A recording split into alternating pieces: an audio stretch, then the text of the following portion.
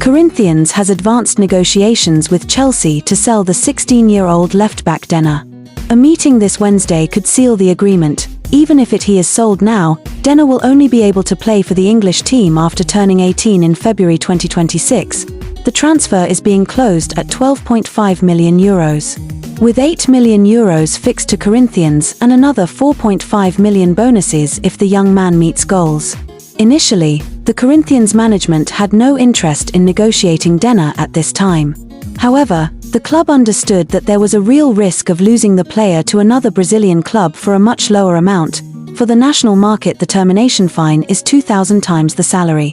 Denner, who signed a contract in April last year, has a salary consistent with that of a base athlete, low by professional football standards, and could leave Timão for about $10 million real Brazilian dollars.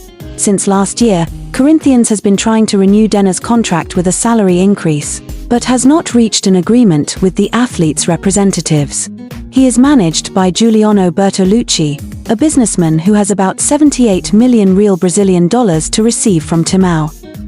In other news, talks are ongoing between Aston Villa and Chelsea over Axel Disasi. Chelsea are open to different formulas, with Wolves and several European clubs also interested in Disasi. Axel Disasi wants to join Aston Villa following talks with Unai Emery.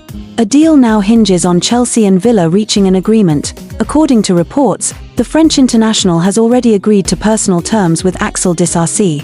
Also, Cesare Cassadei has chosen to join Torino, who are now waiting for Chelsea to authorize his travel to Italy to undergo a medical. A verbal agreement between the clubs was reached last night. Lastly, Chelsea really appreciate Bournemouth defender Dean Hodgson, who has a release clause in his contract which is valid from this summer. He's high on their list, while Bayern Munich also hold interest.